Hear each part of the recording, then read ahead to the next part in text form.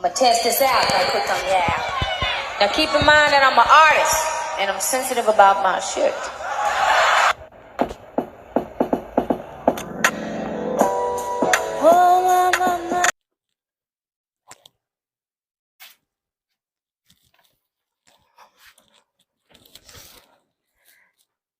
Good afternoon, everyone. We have an amazing show lined up for you today. You are tuned in with Antics with DeeDee, and of course, I'm your host, DeeDee.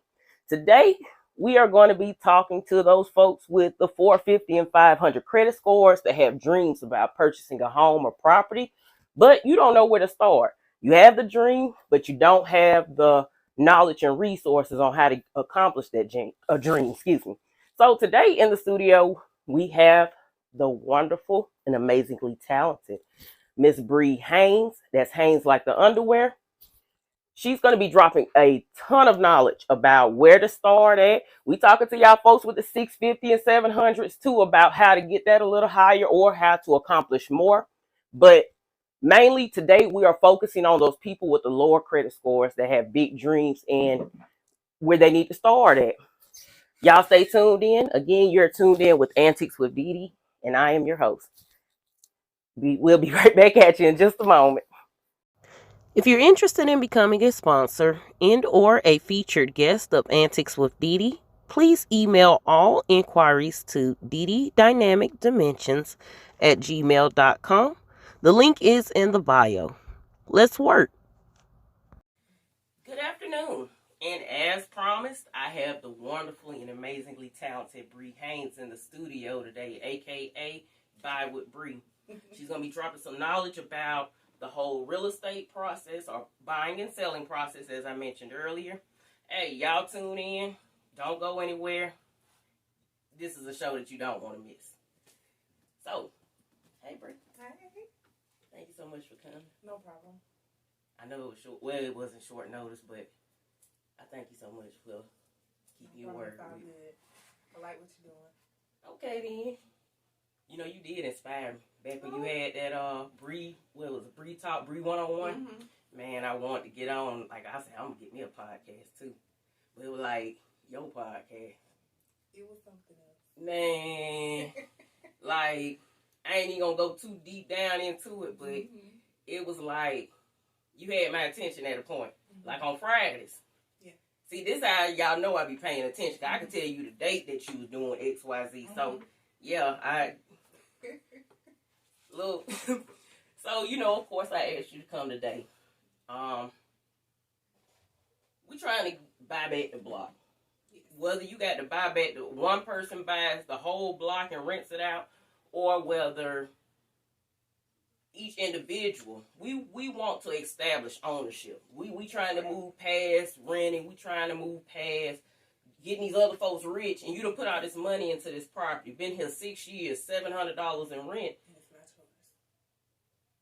You done paid for that person's house, and you still don't own one yourself. Correct. Imagine that. Every day. I swear, and I'm one of them people now. I done been one of them people where you steadily paying these realtor companies. And I'm not knocking the companies. There are some good companies around here that really look out for their tenants, but it's nothing like having your own. It's not. That is very, very true. Like I said, you see that every day, and it doesn't make sense to people to do it that way until it makes sense to them. Sometimes they run into a situation, or like you said, you've been in that situation. I was renting before I bought a house. Right. But when you sometimes get to a situation or a point where something happens and you like, I can't keep doing this, and it click, there you go. Bingo. Yeah, I guess I always say hindsight is 20/20. So when you're signing that lease, like initially you got your year signed up. You done committed to this 12 month, because the average lease is 12 months. Right. Starting out. So you already have this set in your mind and you thinking, okay, it's cool. Now you done got into your renewal period. Okay, you dealing with a company that you got to commit to another 12. They don't do month to month. Most do month to month after you complete your 12, but there are some, hey, you got to sign up like Uncle Sam. We want another year of your time. Right. So with that in mind, I guess and that's what really made me wake up, because like while I'm paying it out, of course we got a roof over our head, we secure, but I don't own this stuff. When the owner wakes up and says, "Hey, I want to sell the property," you gotta go. You gotta go. But look, I done paid you about damn near $30,000-$40,000. What you mean I gotta go? You don't mean nothing. Nothing. I done paid $30,000-$40,000 on this piece of property. I ain't got shit to show for it. Nothing at all. I want you to talk to, because see, you know more about this stuff. I'm just not getting financial literate. I work hard to get my credit score where it's at, and clear some things up that I messed up back when I was 17, 18, or what was it, 18? Yeah. You remember that was bad when Macy's got here? Yeah. They were getting everybody a credit card. That was my first one. I still don't have one. Man, my girl. And you know what? That credit card set me back so far, because even what I learned now is just because you qualify for it doesn't mean you should take advantage of the opportunity. And that's something I definitely will touch on later. That's a big thing with anything. Just because you can do it don't necessarily mean you should. And you gotta remember that in all points of your life. Oh, see, trust me. I'm telling you, I done got a grip on. I done learned how to. Look, I ain't called a bill collector, made a payment arrangements in a long time. Amen. Okay, so yeah, that let you know I done learned something. I used to call them like every time, and Georgia Power the only one work with you. Columbia Water work. Ma'am. Ma'am. Girl, them folks done call. I done tried to call and talk to. I done talk to supervise everything. But see, now I will say though, by the grace of God, I always made it. We ain't have to go through all those times and those struggles like that. But nonetheless, I was at that point. So that just goes to show you where I was at financially, and as well as maintaining my credit. So for a person with maybe a 450, 500 credit score, either you done made some mistakes or you haven't established your credit. Right. It's one of two things. What would be your advice? They want to buy maybe a $100,000 home. Of course, we know about it's gonna probably be a down payment in there, and then I think the first time buyers program, that's like $5,000 or something, or it ranges. It does. The first time buyer program does range. Initially it was 5. Right now it's at 10. And then every so often there's a special fund where you can get about $15,000. And that's just one particular program. So each lender or bank has their own type of program where they offer a certain amount. Oh, okay. So it's based on the lender and the bank. Okay, so that makes sense. Everything is lender specific. Good to know. So remember, y'all, while y'all listening to your auntie and cousin and them telling y'all what they got for first-time buyers, how much they put down, that was their credit. You don't know how jacked up it was before they got to the point of being able to cross that bridge from renter to owner. So stop taking everything at word value. Understand it's different strokes for different folks, and all this stuff is based on the lending company and not so much as your borrower status or the borrower status. Okay, so of course you said, you don't have credit cards and things like that. Now, I do have credit cards. Oh, okay. I just don't have a Mexico. Oh, okay. I didn't jump on that way, but I definitely do Okay. have Oh, credit okay. I cards. see what you're saying. Okay. Yeah, I went straight to the door with Macy's. Yeah. My girl from the perfume, I think she's still there. I don't know if I ain't been to Macy's in forever, but it was the lady in the perfume department. As you walking through to go to Peachtree Mall, she used to be right there. Yeah. You want to apply for a credit card? Come on. That's some sharks for sure. Man, she called me. And Macy's just open because, it used to be Montgomery Ward. I miss this stuff. But where would you say a person needs to start it? They know what's on their credit. Hypothetically, you messed up. You were like me. You made some mistakes since over the years. How do you bounce back from that? Okay, so like you said, it's either one or two things. You either have bad credit or you don't have any credit. Okay, so new credit is a whole lot easier to fix or build rather than bad credit. Because bad credit means you got to go back and clean up stuff. Man. Okay. Building credit is a whole heck of a lot easier. You can do secured credit card. You can become authorized user on somebody else's card to boost your credit up so that you can start getting approved for other things and then build your own score that way. But as far as cleaning up credit, there's disputes, there's credit letters, there's the main thing of paying your bills on time. That's the hold on a second, because y'all tuned in, I told y'all take note. This is that she just dropped major jewels on y'all that people are charging $200-300 to do for you. Yeah. Y'all better listen. Y'all better listen. The main thing though is pay your bills on time. If you have credit with a company already, pay them folks. Right. A lot of we're in a, I don't want to say a culture of it, but a time where people like to run off. So they let me get this car, I'm gonna get it, and they ain't gonna pay for it. Now you hide from the repo man, and on the back end your credit is messed up. Nobody wants to give you anything else because they see what you did already. Now hold on. So you have to keep that in mind. While we talking about running off, because see, you just hold on. I wanna know how these folks got these PPP loans, and they credit still jacked up. They buy this bad. It's priority. Buy this bad. They wardrobe straight. Priority. The kids good. You know that. It's priorities. Priorities. That's it.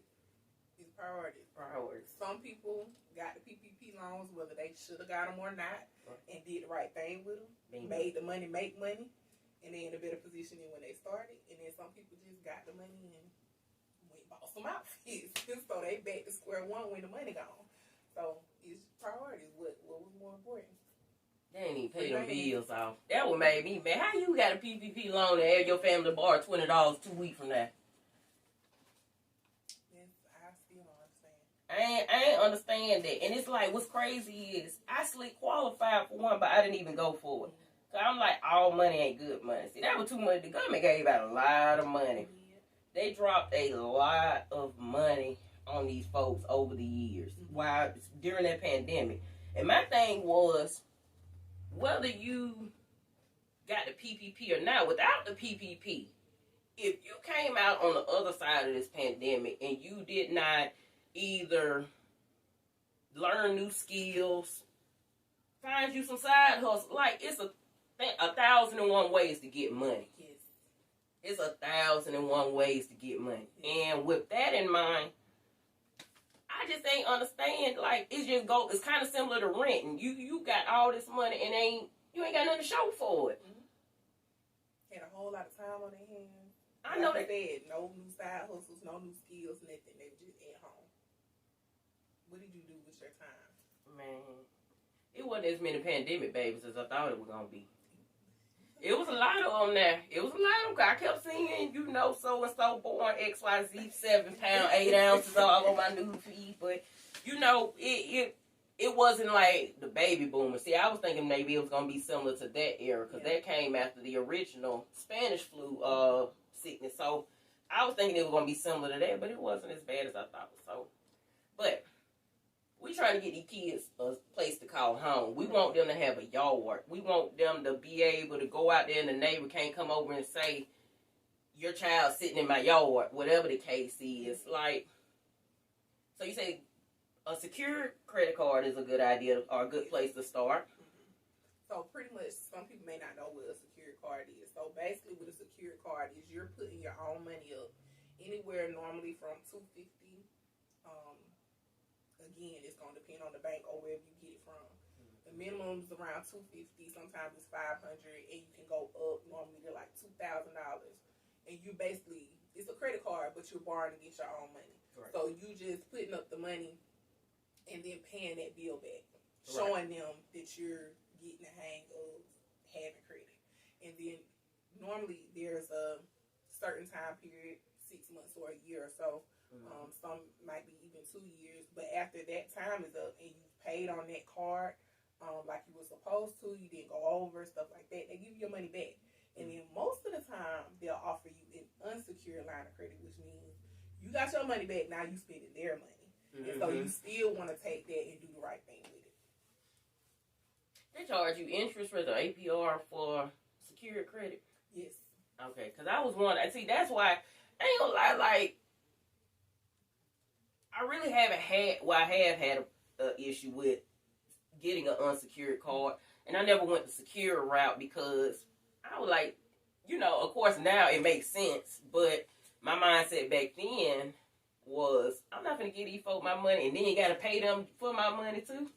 The thing with interest is, and it's all around when it comes to credit, you gotta know how it works. Right. So if you don't understand something, you definitely need to find somebody to ask what this means before you lock in and sign something with anybody. Right. So with the interest rate on the credit card, whether it's secured card or unsecured, you're only paying interest if you're not paying the balance in full. So if you right. have $1,000 card, of course you only want to spend up to 30%, no matter what your credit limit is.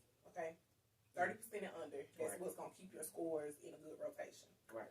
So if you spend $300 on a $1,000 card, when that bill comes, you need to be making a $300 payment. Right. Otherwise, you're going to be charged interest on the balance. Right. So to avoid the interest, you pay it in full.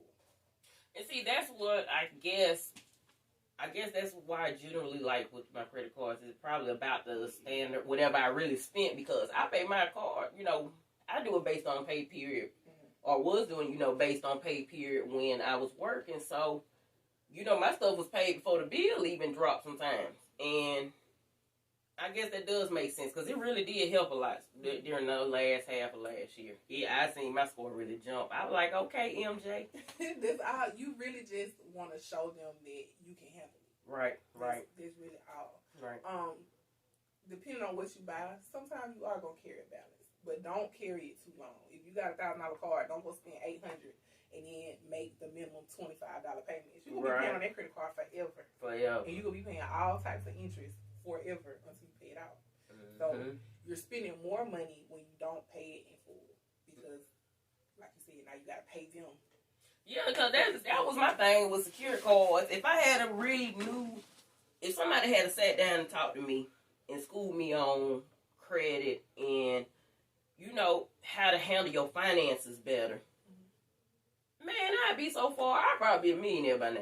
Yeah, I agree. Coming up, nobody talked to me about it. They don't talk, man. Okay, so we from the drive, so they ain't talking about no credit over there. The only credit we knew was you front you a sack for till your Friday. Yeah. That was credit for it. It's pretty much it. But our parents, for the most part, wasn't teaching us stuff, and a lot of them didn't really know because they was doing stuff on credit, putting bills in your kids' names and everything. You know, all types of stuff look, like back that. in the 90s, back in the 90s, I ain't gonna go and drop no names, but it was like, that was when Call ID first came out. You remember the Call ID was separate from the phone? Yeah. And it was a name that came up, and I'm like, wait, this is, how they got a phone number? The whole child name now. How they got a phone number? And that's when I learned, okay, folks were putting stuff in their children's name and cable and phones. That was the main thing. And I'm like, wow. My mama got me with a book club. And this was my introduction to credit. Because, of course, I had no idea. Right? But I left and went to the Navy. So when I was gone, in order to get cable and internet stuff in your room, you had to get it yourself. So I go to the cable company. I'm like, you know, hey, can I get cable? They run my credit, and they're like, no, ma'am. Your credit is bad. I'm like, what? How? I'm 18. What? Bad credit? I ain't nothing on here. And so I figured out how to run a report. I checked it out, and it was a book club subscription. I ain't order no books, but I know that my mama had books coming every month. That came back to bite me in the tail because it was like overdue. She had not paid it and all kind of stuff. So it was like, I started off in the hole. You read any of them books? No. Girl, I'd be mad. Look, I'd have been calling. Look, sugar. I did. I was hot with her. But like I said, that was my head first introduction into starting out with bad credit. Right. Simply over some books. A book. Man, them old subscriptions, because you remember they used to have a CD subscription. You pay like a cent or something like that. But then after a week or so. If you don't want to be the guy in the club with buckshots, or you don't want to be the lady with nappy roots and bushy brows, then stop on by OJ's Barbershop, located at 3846 St. Mary's Road, to let their barbers and braiders get you together. Throughout the entire month of February, mention Antics with DeeDee to receive 10% off your services. And don't worry, they won't tell your people that you switched up. Military is welcome. So pull up. Now they want, yeah, they want $12, $13 a week, and I was like, listen, I don't even listen to all these CDA. Back then, I would listen to Al Irvin on the radio, because I don't know what his schedule used to be, but my boy would be there when I was getting ready for school. Tune in, Al Irvin on the radio. I got out of school, Al Irvin. He the one, if I recall, started Type 10 at 10 back when they had it. Oh, man, I remember that. Man, I had so many songs. High school check-in, like, radio was big back in the day. God, they don't understand. You would have had to been there to believe it. To see it, man, you would have had to have been there. Man, Family Day at the Park used to be stupidly. Look, Al Irvin, his voice did not match his body. When I seen him at Family Day at the Park that one year, I'm like, no, that can't be him. When you hear him on the radio, because he had like a heavy, raspy type voice.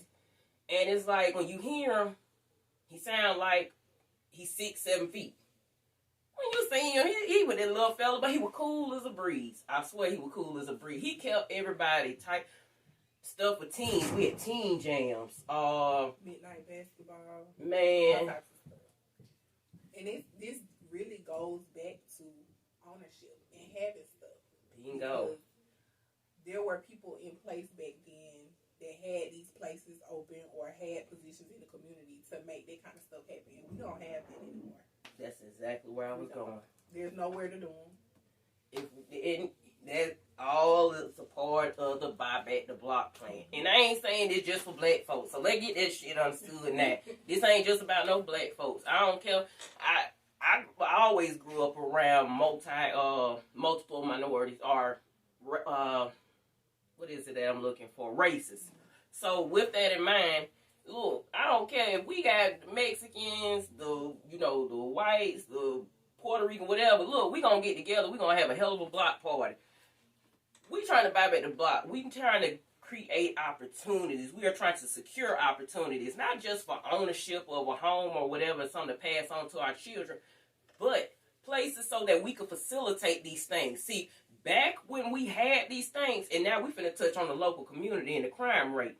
Because, see, they don't have all that shit out here. We used to have dances. Before the back door, you had jams at Shirley B. Winston. You had high school stuff. Like, there was always something going on for our kids. They didn't have time to be sitting up here meddling in these streets. Like the Bible, well, not the Bible, but my grandma. Idle mind is the devil workshop. So with that in mind, they don't have nothing to do. They reckless. They have become reckless with their time, and we got to get it together. We got to get a grip on these babies, y'all. They are our future. Do y'all not understand? When we 60, 70, 80 years old and we retire, these people that's out here now, they going to be the one making the decisions for us. They going to be the ones determining if we going to still get our Social Security or our Medicare, whatever benefits that we have worked hard for. People before us have put blood, sweat, and tears on this dirt that we stand on. And with that in mind, I know our ancestors turning in their grave when they see what it's become of what they worked hard for. Because most of it is going down the drain. Our ancestors died. Some owned stuff. Some were owned. Hold on. You caught that right? Yeah. I'm just making sure you caught that. Some of them owned stuff and some of them were owned. And so many people before us fought hard. Make your voice, make your existence count for something. Antics with DeeDee is my existence now. I'm still existing for my kids and everything else, but I'm building my legacy at this point. And I want our people to do better. But they don't know better. But like they say, when you know better, you do better. So I'm hoping somebody is going to be tuned in today, receiving all of this. Because, again, some of the knowledge that she dropped in the first few minutes is the information that people are charging $250, $300 to do for you. Research and knowledge are powerful. And why you just said that? No shade to the credit repair folks. No shade. And I ain't no throwing no shade, but it's no. I'm saying, I don't look. If you don't know what you're doing and you got a 3rd grade education, let the folk do y'all shit. Don't play with yourself. Don't. But my thing is this: if you have the money to pay $5, $7, $1,000 to somebody to fix your credit, 9 times out of 10 you can just do it yourself. Research. Take the time to do it. But I understand people pay for convenience because some stuff I don't want to do. I'd rather just pay somebody to do it too. But when it comes to something like that, you're paying them to fix something that you messed up probably because you didn't pay something. So just take that money and use it and do the right thing with it from the jump. Then you can avoid all that. And I also feel like when it comes to fixing your credit or building your credit, if you do it yourself, you're more likely to take care of it than if you just pay somebody. Because you learn and you see how long it took, what the process was, how hard it might have been. Versus if you just go pay the credit repair people and in 90 days your credit is wiped clean or whatever like that. You don't care because if you mess it up, you're just going to go pay them again. I'm going to reach out to a few people. I know a few people that do deal with credit. We got to see if we get them on here, try to get us a workshop or something going so that we could talk about credit repair because a lot of people don't know where to start, literally. And see, here's my thing. Their phone. Everybody keep their phone in their hand. Your phone ain't gonna never be hardly more than 6 feet away from you unless you taking a shower. Yeah. Other than that, your phone ain't too far away from you. Instead of scrolling on Facebook, and see, this is what I've been doing with my time. I've been training myself. If I get the urge to go on Facebook, I stop myself. No, that ain't gonna work. Let me go research something to do this. Let me go find a website. See, we used to in the 90s and early 2000s, you had to go to the library to get the dictionary. Well, I had a dictionary at home and we had the sources, but that's old knowledge. Yeah, that's old knowledge. That's already printed. That's in the past. They can't tell me nothing about how these stocks were last week. It can't tell me nothing about how to go about building. Like the encyclopedia, thesaurus, and dictionary, they don't cover that stuff. They don't. So you used to have to go to the library. Now see, we finna really go old school with the internet. Remember how you used to get the CDs that come to your house? You got like that 7-day or 14-day free trial. Had the dial-up service, ding, ding, ding, ding. Yeah. And then you hear the phone ringing. Nobody can talk on the phone while you're on the internet. On the internet, it drop. Man, if somebody call your phone, it's gonna be busy. Man, those was crazy times because we walk around with the internet now in our hands. Like you would not have even imagined that. What we went through, we was in that era when internet first dropped. So we went through a dial-up service, the chat rooms and stuff. See, before Facebook, MySpace, and all this other stuff, we had chat rooms. Chat room used to be lit as hell. I ain't gonna lie. However old I was, them chat rooms used to be lit. And it was fun. Like, that was when emoji started, but they had it where you had to do certain symbols or whatever together in order to create the emoji. We didn't have an option like we got now to actually put the emoji or select the emoji. But do you see now that when we were doing that, we were actually learning to code? I told somebody else that a long, long time ago. We were coding before we knew what coding was. MySpace really took your coding skills to another level. Because if you got a pretty ass profile, man, I was lit with my. Look, I changed mine weekly. I had the letters running down. God, I had the little spark. I gotta go find my old MySpace. Now you got me wanting to look at it. I can't remember what I left it as, but dead for real. What MySpace like? Probably like 15, 16. Probably so, because see, you right behind me in MySpace. I was on there like 06, 07. Yeah, around that time. Yeah. So yeah, I was about 18-ish around then. But yeah, like coding for real. The HTML, your little brackets and everything else. Everything They won't tell you that, though. Because one thing was off your page, it wasn't gonna do nothing. It wasn't gonna be right. But that was coding. And so now they're trying to teach the kids how to code early again. But can you imagine if we had a locked in with that back then? Mm-hmm. But you know what? Coding is one of the classes. See, my babies, they go to their homeschool, but they attend Georgia Connections Academy. Mm-hmm. And I think it's my 8th graders that have the coding class. I'm gonna have to ask them about that. But the one of them or 2 of them do have coding on their actual schedule. So I was like, man, okay then. And I do see it becoming more of a thing when you see it on the internet where it's like teach your child to become a coder or cheat coding classes, things like that. Codes for everything. Whether you trying to build an app, whether you trying to build a website, a new payment system, coding, you can code anything. Mm-hmm. Anything. So there's definitely something good to know, especially for people of color, because a lot of white people are already into technology. Good, yeah. See, they giving it, they calling it, because see, again, we wasn't calling it coding back then. We was designing our page. Yeah. It's really, we have the knowledge, but we don't have the right verbatim to apply to that knowledge, or the right term. That's the word I'm looking for. The term to identify our knowledge. Right.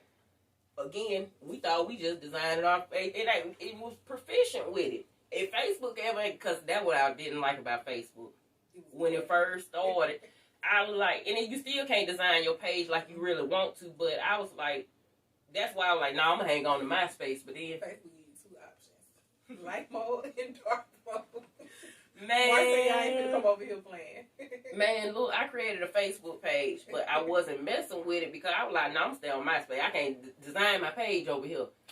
And everybody faded away from MySpace and went to Facebook. So I was like, shit, I ain't got nobody to talk to no more. Let me go take my ass over here and use the page for real. So, fun time. Fun. You had to be there to see it, I'm telling you. But truly, I want to, I don't know, it's like they're building up so much around here. They building up everything but what we really need around here. And I'm like, we need more stuff for our outlets, for our children. We need more parents volunteering to be chaperone. See, chaperone ain't no term no more for real. I ain't heard chaperone in so long. I haven't heard chaperone. Everybody dropping their kids off somewhere. And if you dropping them off at some of these school dances or events where other children are going to be at, and then you hearing about shots fired. Because it ain't even just jumping no more, like a fight break out and everybody go. It's shots fired now. Mm-hmm. And you didn't verify. You don't verify with other parents. Who going to be there? Who overseeing? Because, see, I couldn't spend the night with nobody. My mom ain't talk to your mom. Right. Kids nowadays. About talking to your mom, I wasn't going. That's just the household I came from. You can come over here, but I wasn't going over there. And that's how I am. Yeah. I understand your mom. Mm-hmm. That's the best way to keep you safe, because she know for sure you good. Mm-hmm. But, yeah, like, it's not being watched over. Like they say, Big Brother is watching you. These kids ain't being watched for real. The TV watching them. The TV raising them. Or electronics raising them. It ain't even just the TV, it's the electronics. And that's why social media is raising these kids. And some of these grown folks too. Yeah. I done been one of them folks, so I ain't even gonna knock them. It's like, troubling how many adults I see that are really trying to live their life based off of what a meme said. The memes be funny sometimes. Trying to model themselves after an edited video of relationship goals. Those are bits and pieces. It's nothing wrong with wanting to take a trip. I think everybody probably want to take a trip. Right. But if you're only seeing those good pieces of somebody's relationship, you have no idea what goes on behind closed doors. So when you start facing this stuff in your own life, you like, this is how it's supposed to be. Right. Because that's not what you saw on the internet. Right. You trying to live a fairy tale, and that's just not how this goes. Right. So the kids, they're really experiencing the same thing. They're seeing the rappers you know, shooting people, going to jail or not going to jail, and they think they gonna get off the same way. Good. These kids You think don't have the lawyers them people have, sweetheart. these kids think life is a cartoon. Yeah. They think like it's Bugs Bunny when Elmer Fudd used to shoot him and he died. Elmer Fudd and shot 15, 20 times through the whole show. He keep bouncing back. That ain't real life. At all. One shot, you gone. You got one shot and you gone. And it's sad because we ain't instilling nothing in them. Like, the community is, everybody just has this mindset. And I say this on every single show, it seems like. Everybody has that ain't my business mentality. Like, it don't hurt to give somebody knowledge.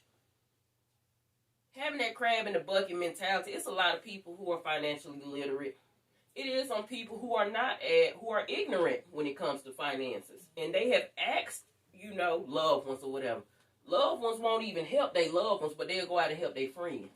It's crazy to me. Loved ones won't help their loved ones, but they'll help their friends. So now, when you with your friend, you're talking about this loved one and how they're struggling, but you ain't tell this friend that my loved one reached out to me and asked me how to go about this. My loved one tried to figure out, but nobody looked out for him. That's the stuff that folk want to get quiet about. Each one is supposed to teach one. Yes. That's why a lot of things, not just me being a realtor, but aside from that, as far as financial literacy, credit and stuff like that goes, I've had groups on Facebook where I give the information out for free. I always have to go back and salute my partner, E. Holmes. When I decided to get my credit together, this was years and years ago, I didn't really know where to start. But I saw him posting and talking about what he was doing and what worked for him, so I just reached out. And like you said, so many people are crabs in a bucket. I didn't really expect him to share with me or just give me the game like he did, because he really could have charged me for the game that he gave me, but he didn't. He gave it to me, so I don't charge people for that because he didn't charge me. That's my way. That's my way to pay it forward. Now, like I said, he gave me from A to Z. I ended up getting my credit up almost 800, bought a house, you know, all the things. I got credit cards and everything. Now, I see you done upgraded. Something like that. Okay, because I see you. Somebody was willing to share with me. So like you said, each one teach one. I feel like it's my duty. If you come to me, I'm going to be open to share the information, but I'm not going to do it for you. Now then I might have to charge you. Right. But if you just want to get the information, I'll give it to you. I don't have a problem with that. No problem at all. Because, like you said, this is now your existence. When you're living life, I feel like if you don't help at least one person, like if nobody gets anything from watching you, what have you done? Right. What have you really done? All them efforts in vain. But you know what? See, it's an old saying. If you give a man a fish, he can eat for a day. But if you teach a man how to fish, he'll never go hungry again. That's why I'm all about reaching everybody where they at. Because, see, you see people posting about they just closed on the house. They just built the house from ground up. They just purchased a brand new car. It's 2022. They done bought a 2023. That stuff intimidates folks with credit scores. They got 450 and 500. It shouldn't, though. It shouldn't. It shouldn't. That should make you want to get your stuff together so you can go do the same thing. But you know what it is? Why it's so intimidating is because they want to do it, but don't know how to do it. I can understand. And see, they'll mess around. They'll reach out to whoever posts. Like, hey, who'd you talk to? Well, I don't know if my credit XYZ. You know, that's a time, an opportunity to drop some free game on your whoever. I don't care if this is somebody you talk to every day. Like, you ain't got to tell them all your business. Right. But you can give them somewhat of a blueprint. Start to sketch a blueprint for them so they know at least where to start or who to talk to just to get this ball rolling, because I'm all about pulling everybody up. People want to see you doing good, but never better than them. But see, I don't care. If you had a long day or you're just looking for something to help you unwind and relax a little bit, then stop on by Holly Hills Beverage Shop, located right off exit 3 at 3846 St. Mary's Road, Suite 10. Be sure to check out their reasonably priced beverages along with their CBD products. Personally, I love the gummies and recommend that y'all check them out too. Mention Antics with DeeDee and receive $5 off every $100 spent. Where you go, because I feel like if you made it or you've elevated, I've done my job and I contributed to that. Whether I get my acknowledgement or not, I contributed to that. And another thing where people mess up is it's too much comparison. That's really what it is. Like you said, people don't want to see you doing better than them, but my idea of comfortable might not be your idea of comfortable. You might be good with what you got going on. True. But that might not be for me. And that doesn't make me better or worse, or that you're doing better or worse. That's just what you want. Right. And other people have to understand that. Like, I can't want something for you more than you want it. I can't want you in a $500,000 house if you're cool with your $100,000 house. If that's where you want to be there. Be happy, make it home. I'm going to tell you now, you talking about comparison, because see, that comparison, it usually goes to background. That's where the comparison started at, because that's where they feel that's where they find the audacity and the to try to compare. It ain't from where you at currently, it's back from where y'all came from, where you started at. Okay, well, we both went to Kendrick. We had the same teachers. Mr. Watts used to fuss at all of us. God rest his soul. R.I.P. Mr. Watts. Amazing man. You would have had to get yelled at. If you ain't ever been threatened with Roy, you probably wasn't lit no way. So it don't even matter. That man used to hit me with, "Hey, Biggers, I got a boyfriend for you. His name is Roy. Right. Get the class." That man would say, "How many letters in your last name? That's how many days you going to the house." Go. Crazy. Willie Watts. Like you said, hindsight is 20/20. I couldn't understand it then, but I respect it now. Willie Watts was the closest thing we had to Joe Clark. Yeah. I agree. He was the closest thing to Joe Clark. Joe said, "Look, they used to call me Crazy Joe, but now they call me Batman." That man really didn't care. He went up to bat for these kids. And I'm not just talking about him having a bat, literally, but he really cared. He spent plenty of hours, plenty of days talking to kids. He threatened you and all that good stuff, but when you go in there, Mr. Watson, "Man, listen, what's going on with you? Man, talk to me. I can't help you if I don't know what's wrong with you." Now, you go into that other principal office. I ain't going to throw his name out there, but you don't go in his office. My boy say, "Now, what the student handbook say?" He ain't talked to you. He ain't try to reason with you. He ain't try to rectify, at least remedy to identify what the issue is.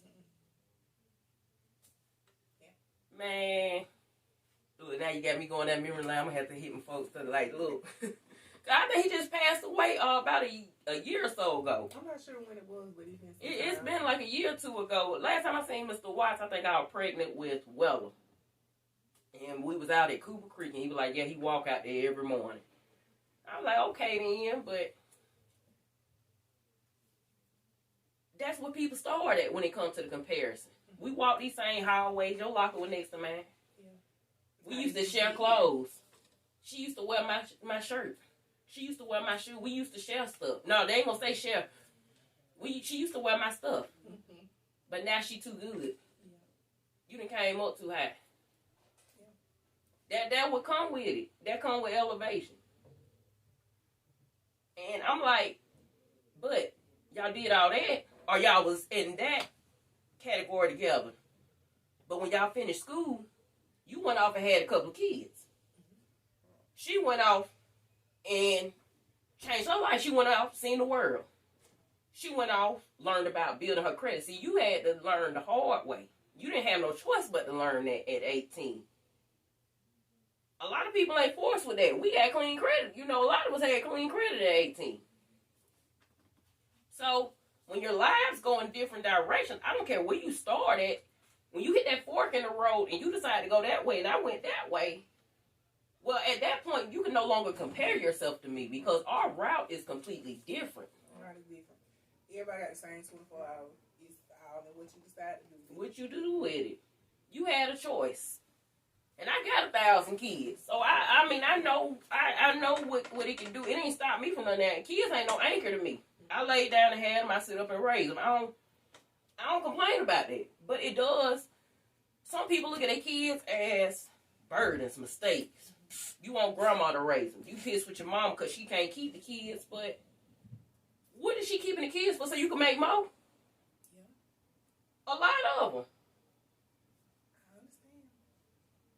And the more you have, the further back you're setting yourself.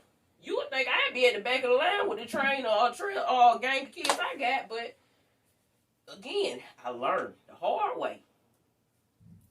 Building on. And I'm teaching them. I'm teaching them now what I had to learn late in life. So that before y'all get to this point, y'all won't already know. Your mama messed up. That's how we change the game. Being honest. Being honest and open with our kids is how we break generational curses. Our parents were established. They had stuff, but you don't know how they got it. Right. Like, parents, you didn't know about tax refunds. You ain't know that you was a dependent half your life. You ain't know they were getting a check for you at the first of the year. You know what? At whatever time. You never heard any of that. You never heard your parent talking to no bill collector. You never heard your parent trying to talk with a creditor about making a payment arrangement. They kept those things from us, and they felt like they were protecting us by keeping that out of our sight. I'm not even going to say I feel like they were trying to protect us. I just think it's one of those things like how back in the day, it's just certain things you didn't talk about. Right. It was grown folk business. Yeah. It was considered grown folks' business. And that's the thing. Like, it's changing a little bit more now. As times and tolerance has changed, I see it becoming more of a thing. Because, see, I talk to mine about my bills. My kids see what our bills and stuff is. They might not know exactly how to get on their pay, whatever, but when I go to fussing about them light bills, because, see, I'm like, oh, that boy daddy from Everybody Hate Chris. 13 cents worth of light. Turn it off. You better ask my kids. Yeah. Who got this light on? Y'all been running my bill up for nothing. But it's just like I said with the credit stuff, though. When you do it yourself or when you know what's actually going on with you, you appreciate it more. Because see, your kids, because you're open with them and you talk to them about when you do this causes this to happen, the bill goes up, they'll understand that when they're wrong. So they're not out here creating $500 light bills for themselves when they do decide to move out because they understand. So they're more likely to turn off a switch behind themselves when they go into a room or leave a room. You know what I'm saying? It's the little stuff like that that adds up. Those small habits. But you know what? I think it really is paying off. I can't tell you the last time my kids asked me for money. Like, if they come to me about money, they're not going to say, hey, can I have XYZ? They're going to say, well, do you got anything I can do to earn XYZ? Like that, too. Legit. That God in my witness. Again, my kids had access to that podcast, so they could come in and clarify whether I'm lying or not. But they are financially savvy. Like, hell, when I was their age, I wouldn't have probably had more than $20 home. Man, I messed around. I was talking mess one day. It wasn't around nobody's birthday. It was an odd month. And I'm like, y'all ain't got no money to go to no store. Because that's what it was. They wanted to go to the store. I'm like, y'all ain't got no money to go to that store. Man, I'm getting pulled out, bankroll. Oh, wait a minute. Y'all sell a lot of pops out the front door when I ain't here. Because where is money? But you know what, in all honesty, they always talk to people. They don't just come and ask me, is there ways to earn money? They'll talk to, my mom. They talk to family members. They talk to neighbors. They were washing cars last summer and stuff. My neighbors and stuff came and paid them to wash their cars and stuff. And they ain't out here trying to rob nobody. They ain't out here trying to hustle anybody out of it. So, girl, we got to get this block back because truly, we got to get more stuff going for the kids, especially with the summertime coming up. That's really when the crime rate go up. And people think it's because that's when it gets hot. No, that's when schools close. That's when the people who are 15, what is the dropout age? 15? It used to be 15. I don't know if you got to be 16 now. I'm not sure. Whatever the minimum age to drop out is, during the summertime, that age group and under, they have absolutely nothing to do. You're not obligated to be in school no more for them 7-8 hours, whatever the schedule is now. So, mom's working, dad's working, if he in the home, or dad's working, and if, you know, mom, whatever, whoever in the home, they out in the field trying to make sure that you can keep this roof over your head. And a problem I see with that too is these kids, when you don't have a stable foundation for your kids, a lot of them, especially our young boys, they feel like they gotta help their parents. So they turn to the streets at that point because now they trying to get money to help with the light bill. Man of the house to mentality. make sure they got a roof over their head because the parents are not maybe performing as well as they could. For whatever reason. You know, life happens to people. No shame. But that's a big part of it. I've seen kids that have to move from apartment to apartment or staying with this person, staying with that person because they don't have a stable foundation. Right. That changes people. When your foundation gets shaken and security is no longer there, you're in uncharted territory. Mm-hmm. When you push a person's back against the wall, you just pretty much you they got to come out. They got to come out one way or the other, and more than likely they're gonna come out fighting. And it can mean a whole variety of different things. So it goes back to buying back the block, having a stable foundation, if for nobody else, for your family. Because once you are stable, then you're able to help somebody else. I can't help you if I'm trying to figure out where I'm going to stay at next month. It's nothing I can do for you. But if I'm good over here, I'm not check to check no more, I have a little more leeway to say, okay, I can help you do this, or I can sit down and give you the time and the knowledge to do X, Y, and Z so you can get your family together. And it's just a chain reaction. Now we all together. Right. Now we all have extra funds where we can come together and do something else, where it's not just for our individual families, but for everybody. That's how that works. When my grandfather was living, his mindset was family need to be family. His thing was he wanted to create a pot that everybody in the family, if you're over 18, you put into the pot every month. $5. Because our family big. Like, my grandma had 10 kids, and then I don't even know. I never really sat down and counted my cousins, but I know it was over 20-some of us.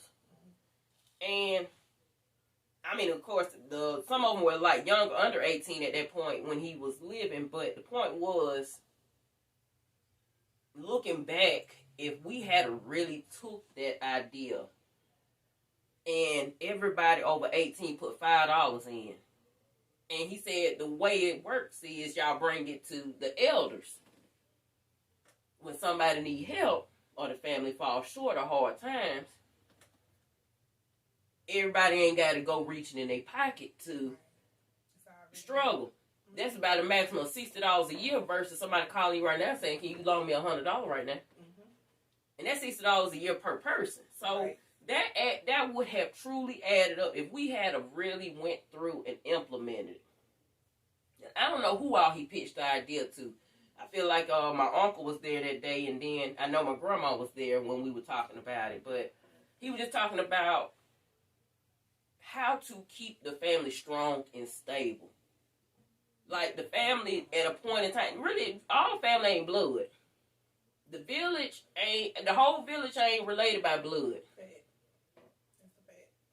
And I think that's where people tend to get that confused, like, oh, since that ain't your family member, you don't need to talk to them. Like, people, they won't help you, but they don't want nobody else to help you either.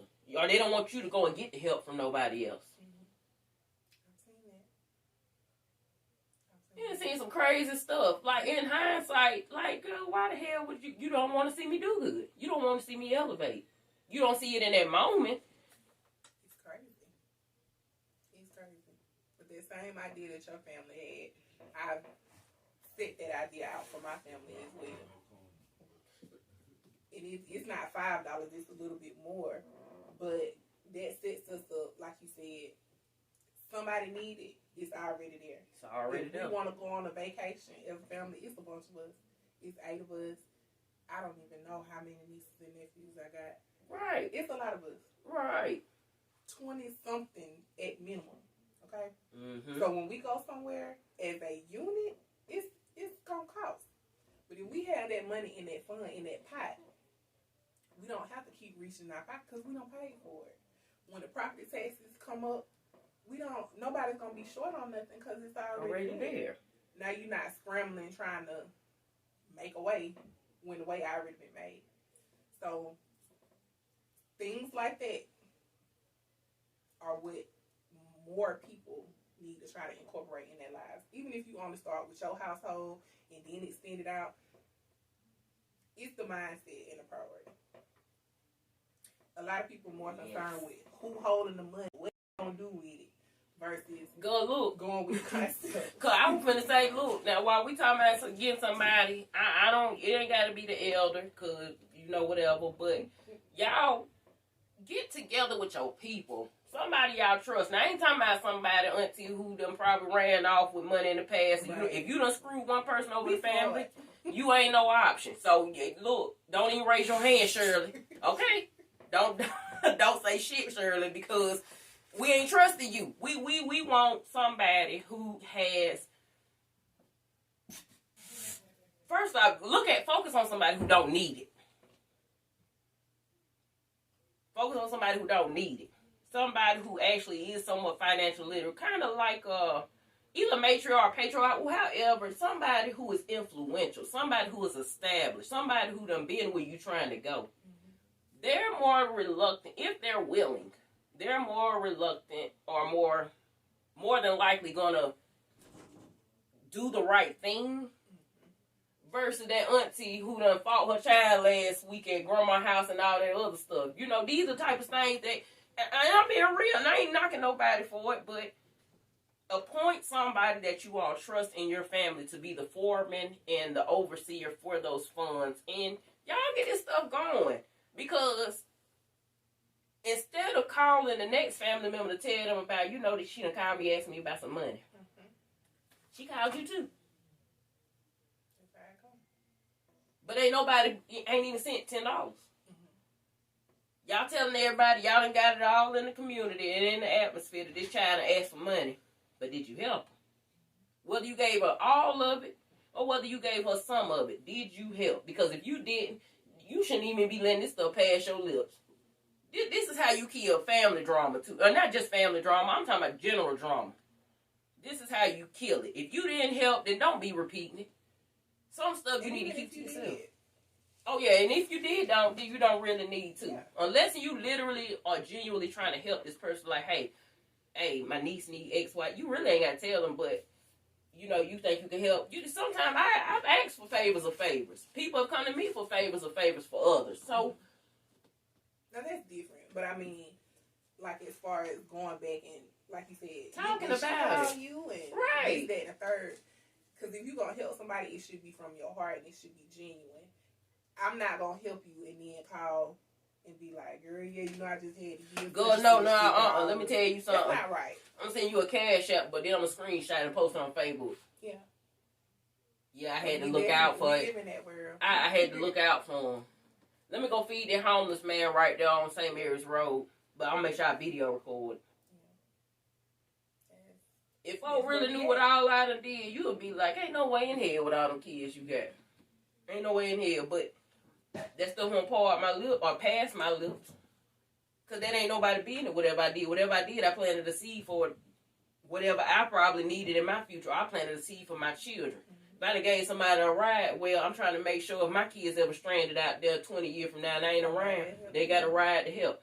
Yep. Or they got a ride to get where they got to go. Everybody, don't nobody want to do a favor for them, but don't look at the favor. You planting seeds. You ain't doing it just for this person. Like, I done did stuff for some people, and if you seen last night's episode, you'll see it did bother me. I spoke on how it bothered me, but it wasn't something I dwelled on because once I get past that moment of expressing how I feel, I realize it don't matter no way because when I did it, it was a seed. that gesture. People think seeds only are money. Seeds are their education. The relationships. Seeds are sitting down talking to them. Building rapport. You planting seeds in a young person. Man, these boys and these girls don't know where the hell they going. They don't know their way out of cereal box. They don't know their way out of a cereal box. And can't barely wipe their tail good. That's why they walking around here stinking. But in the 90s and in early 2000s, you walk around your elders stinking the way some of these kids do at times. Good. They gonna tell you, go get in there in the tub. And it ain't in no embarrassing way where they condescending. They telling you out from love. They not laughing at you. They not laughing with you. They like, look, girl, ain't nobody else gonna tell you. Right. Them elders in your family are not necessarily the elders, your aunts and uncles, because my aunts and uncles had pulled me to the side over years. You know, not necessarily about older, but just in general thing when you might not like it in that moment, but later on when you look back, you'll see how effective their words were and what it was really from a place of love. It was really from a place of love. You got to plant that seed. You got to show these folks that you care. You got to give them something to look forward to. Like, I don't even know what they doing with Shirley B. That pool been closed. I used to love that pool. My babies love that pool. I think it's going to open up not this year, next year. Yeah, I did hear something about it, but... Yeah, that's why I was like, I don't know the exact terms, but even without the pool, it's still a building now. We got to get more people involved with having these functions. Not just having dances. Have these folks sit down, talk to these kids about what they trying to do. Everybody ain't trying to sign for college or GoPro or what. You know, scouts ain't looking at everybody. Everybody ain't got the scouts that'll get a scout's attention. Right. Everybody ain't athletically inclined. What about them folks who just, they make decent grades, but they don't have no sense of direction. They don't know what they want to do. You ask them what they want to do, they're like, I don't know. And that's something I said that this year I definitely was going to try to jump into is going back to the schools that I went to and talking to those kids. Because, like you said, you've been there. Go on over there. Because Kendrick, they say Kendrick Eastside High. Yeah. Yeah. They say Kendrick turned into Eastside High before Joe Clark. Yeah. But I think it's super important to show them, like, I've been in your seat. I did this, I did that. I've been in trouble before, but I decided to make better choices. And I was able to accomplish these things. And although you may not be trying to go down the exact same path I did, you still can do something good. We might got to make that happen. Yeah. We got to get a click up. It ain't even just and you. People it's talk so about many. Kendrick. It's some good stuff came out of Kendrick. A lot of stuff. A lot of stuff came out of Kendrick. We got a lot of business owners. Quisha. Quisha. What is that? That's my business bestie. That's my dog. Hey, Quisha. Yeah, that's my business bestie.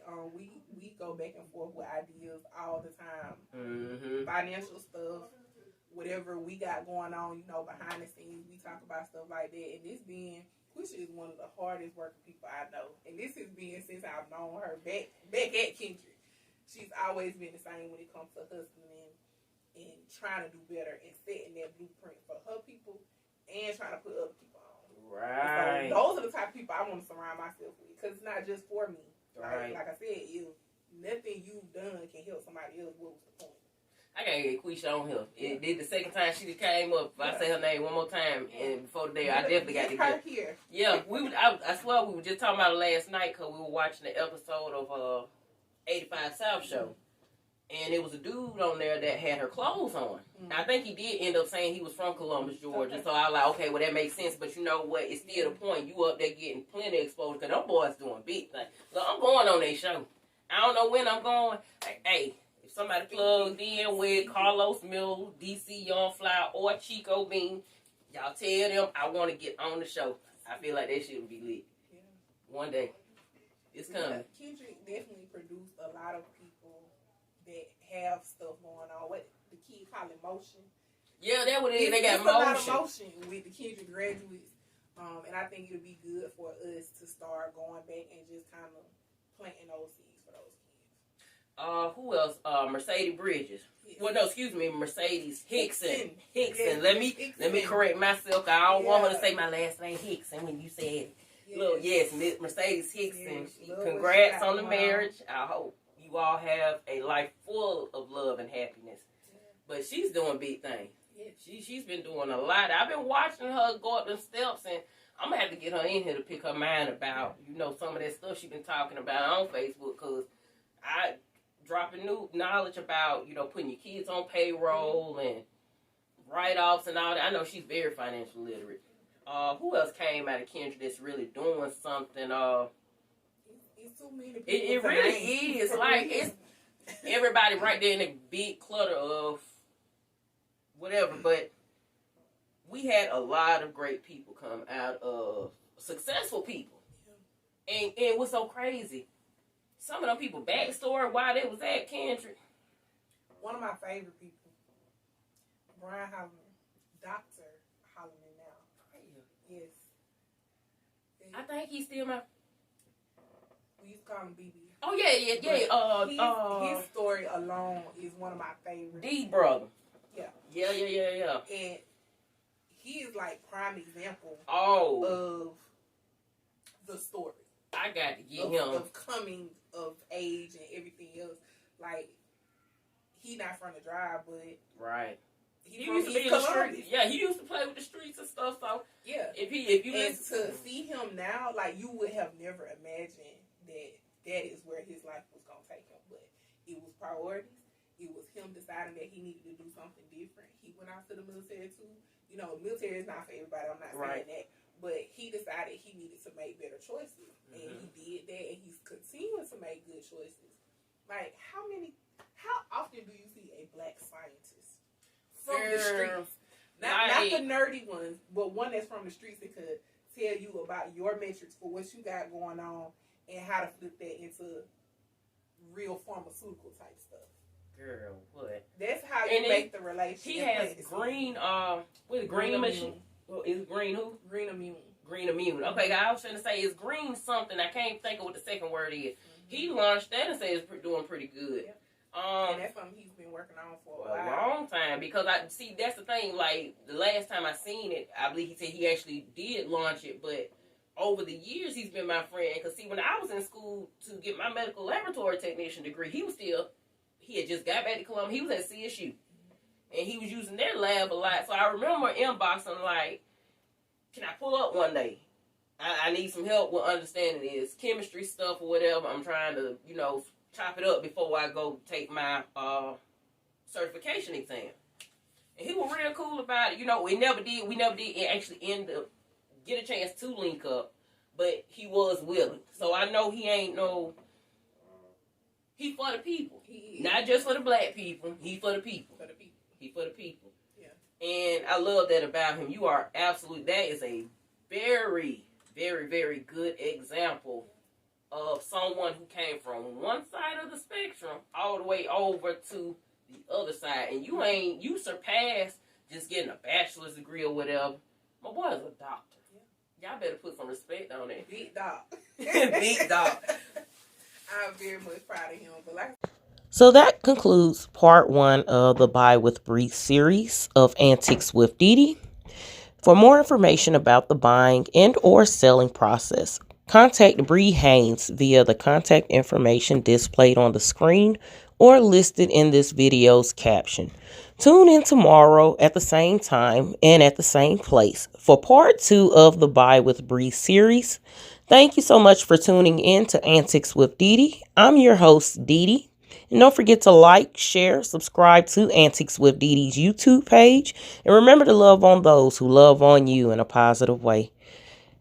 Be blessed.